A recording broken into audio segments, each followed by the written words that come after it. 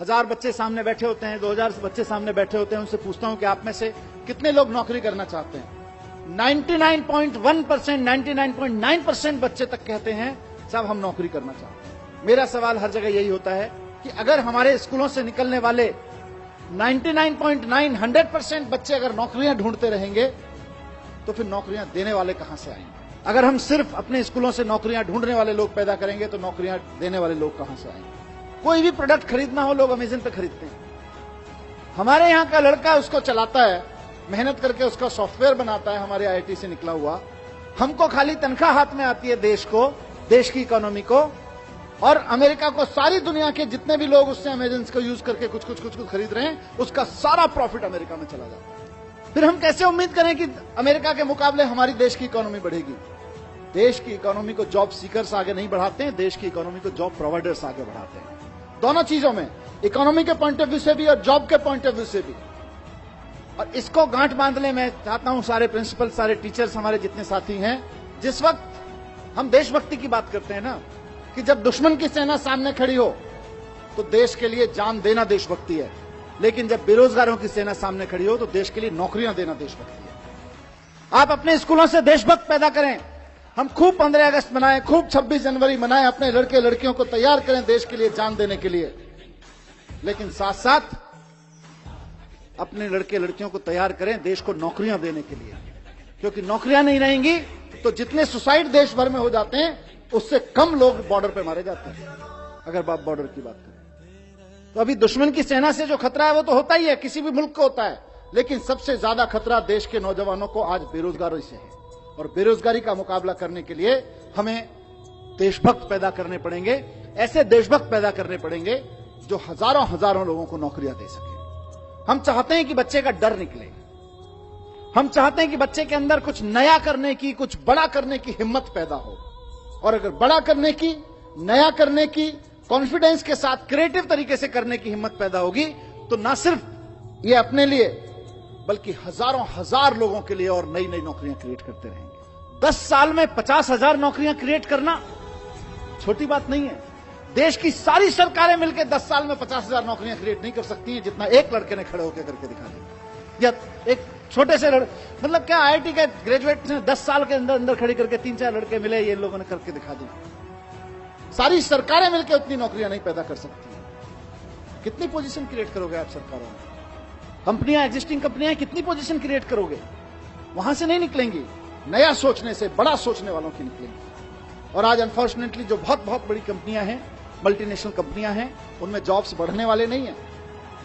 वहां तो जॉब्स बड़े बड़े लोगों को आईआईएम से निकलने के बाद, आईआईटी से निकलने के बाद इसलिए दिए जा रहे हैं कि भाई हम आपको 5 लाख रुपए का पैकेज देंगे, आप ऐसा करो कि हमारे यहां से 5,000 लोगों की रिक्वायरमेंट कम कर दो। ऐसा काम करके दिखाओ। तो बड़ी कंपनियों में जॉब्स नहीं निकलेंगे। बहुत बड़ी बड़ी कंपनियां जो मल्टीनेशनल कंपनियां हैं उनमें ज्यादा जॉब नहीं निकलेंगे। वहां तो इसी काम के लिए है। और सबसे बड़ी चीज नया, आज की तारीख में मार्केट में जो नौकरियां हैं उनके लिए तो हमें बच्चों को तैयार करना ही करना है, लेकिन साथ साथ ऐसी नौकरियां जो आज की तारीख में एग्जिस्ट नहीं करती हैं उनके लिए भी बच्चों को तैयार करना है। और दूसरी चीज ये भी है कि सिर्फ नौकरी देना नहीं है, आप इसको देश के पॉइंट ऑफ व्यू से देखिए। आप सोच के देखिए कि किसी स्कूल में पढ़ते होंगे, वहां से निकल के उसी माइंडसेट के साथ की नौकरी करनी है, जाके अमेरिका की एक बड़ी कंपनी में नौकरी कर ली। अब नुकसान क्या होता है? नुकसान यह होता है कि हम और आप मिलकर बच्चों पे मेहनत करते हैं, मेहनत करके उसे आईआईटी, आईएम भेजते हैं, उसके बाद अमेरिका की कंपनी में नौकरी करता है, क्योंकि हमारे यहां तो नौकरी देने वाले लोग हैं नहीं, नौकरियां बनाने वाले लोग हैं नहीं, नौकरियां प्रोड्यूस करने वाले लोग हैं नहीं। तो वो जाके अमेरिका की किसी कंपनी में नौकरी करता है, लेकिन अमेरिका सारा स्किल के बावजूद, अमेरिका की कंपनी में नौकरी करने के बाद आप सबके, हमारे सब मेहनत के बाद जो हमको हासिल होता है वो कुल मिला के एक लड़के की तनख्वाह हासिल होती है, इससे ज्यादा कुछ नहीं हासिल होता। और वो जब दुनिया भर के प्रोडक्ट अमेरिका की एक वेबसाइट पे सेल कराता है सॉफ्टवेयर बना के, तो फायदा फिर अमेरिका को होता है। सारी दुनिया में किसी कंपनी विशेष की बात नहीं है, लेकिन आप सोच के देखिए, और मैं कोई स्वदेशी का रोमांटिसिज्म भी नहीं पेश कर रहा हूं, मैं इकोनॉमी की बात कर रहा हूं कि सारी दुनिया में कोई भी प्रोडक्ट खरीदना हो लोग अमेजन पे खरीदते हैं। हमारे यहां का लड़का उसको चलाता है, मेहनत करके उसका सॉफ्टवेयर बनाता है, हमारे आईआईटी से निकला हुआ। हमको खाली तनख्वाह हाथ में आती है देश को, देश की इकोनॉमी को, और अमेरिका को सारी दुनिया के जितने भी लोग उससे अमेजन को यूज करके कुछ कुछ खरीद रहे हैं, उसका सारा प्रॉफिट अमेरिका में चला जाता है। फिर हम कैसे उम्मीद करें कि अमेरिका के मुकाबले हमारी देश की इकोनॉमी बढ़ेगी? देश की इकोनॉमी को जॉब सीकर्स आगे नहीं बढ़ाते हैं, देश की इकोनॉमी को जॉब प्रोवाइडर्स आगे बढ़ाते हैं। बहुत बार ऐसा हुआ है कि फॉरेन डेलीगेट्स, वहां के मंत्री, वहां के ऑफिसर, वहां के बिजनेस डेलीगेट्स आके, वहां के यूनिवर्सिटी के प्रोफेसर्स आके मेरे साथ डिस्कस कर रहे हों, और 15, 20, 25 मिनट की बातचीत में जब वो 10-15 मिनट बात अपनी रख लेते हैं और हम अभिभूत होते हैं, यार हमारे पास इतना बढ़िया सैनिटेशन प्लान क्यों नहीं है, हमारे पास इतना बढ़िया ट्रैफिक प्लान क्यों नहीं है। उसके बाद जैसे ही कहीं से एजुकेशन पे बात आती है और एजुकेशन से हैप्पीनेस पे बात आती है, उसके बाद उनका इंटरेस्ट अपना माल बेचने में नहीं होता। फिर वो बोलते हैं जी हम 3 दिन और हैं, हमें कोई स्कूल दिखा दोगे क्या? क्योंकि सारी दुनिया इस बात से जूझ रही है कि यार हम पढ़ा लिखा तो रहे हैं, हम सक्सेसफुल तो बना रहे हैं बच्चों को, लेकिन हैप्पी नहीं बना रहे। और बंदूकें सिर्फ पाकिस्तान भारत के बॉर्डर पर नहीं तनी हुई हैं, घर घर में तनी हुई हैं। उसका सॉल्यूशन दुनिया भर में ढूंढा जा रहा है, सिर्फ यही नहीं, और घर घर के नहीं, अमेरिका जैसे देशों में तो स्कूलों में तनी हुई है।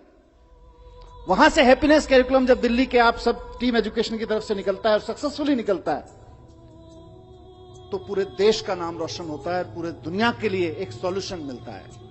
उसी तरह से आज एंटरप्रेन्योरशिप कैरिकुलम के बारे में मुझे पूरा भरोसा है कि आने वाले समय में दुनिया की सबसे बेस्ट यूनिवर्सिटीज, दुनिया के सबसे बेस्ट स्कूल्स जो इस बात को लेकर बहुत कॉन्फिडेंट हैं कि आप हमारे यहां बच्चा भेज के देखिए, हम ये सुनिश्चित कर देंगे कि बच्चा किसी भी मैथमेटिकल कैलकुलेशन में गलती नहीं करेगा।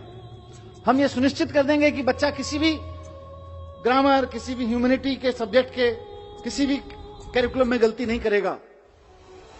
वो इस बात को समझेंगे कि हमने बच्चे को स्किल्स तो दे दी, नॉलेज तो दे दी, पर उस नॉलेज का बच्चा क्या करे, उस नॉलेज के सहारे अपनी जिंदगी कैसे जिए और दूसरों को जीने में मदद कैसे करे, उसको अगर अप्लाई करना है तो एंटरप्रेन्योरशिप कैरिकुलम को समझना पड़ेगा, एंटरप्रेन्योरशिप माइंडसेट को समझना पड़ेगा। और मैं बड़ी बड़ी बातें छोड़ दीजिए, दुनिया देखे ना देखे, हमें तो अपनी प्रॉब्लम भी तो देखनी है।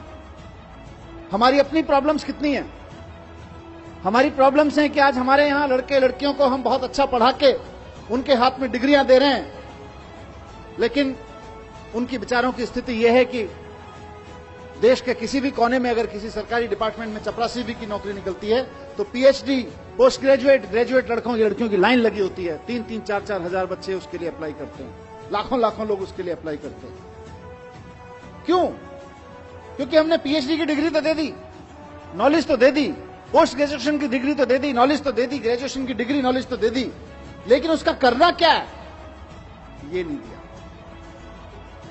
उस नॉलेज के बेस पे मैं क्या कर सकता हूं ये नहीं दिया। इस नॉलेज के बेस पे क्या कर सकते हैं, इसी का नाम एंटरप्रेन्योरशिप कैरिकुलम है, इसी का नाम एंटरप्रेन्योरशिप माइंडसेट है। तो हमारे देश की सबसे बड़ी समस्या जो अनएम्प्लॉयमेंट है आज की तारीख में, उसका समाधान इससे निकलने वाला है कि अगर 1% बच्चे भी आगे बढ़ के एक्चुअली एंटरप्रेन्योर्स बनने की दिशा में चल पड़े तो इंडिया को सुपर पावर बनने से कोई नहीं रोक सकता है, सुपर पावर बनने। अभी सचिन बंसल जी जैसा जिक्र कर रहे थे कि आईआईटी से निकलने के बाद इनके पास में जीने के 2 तरीके थे।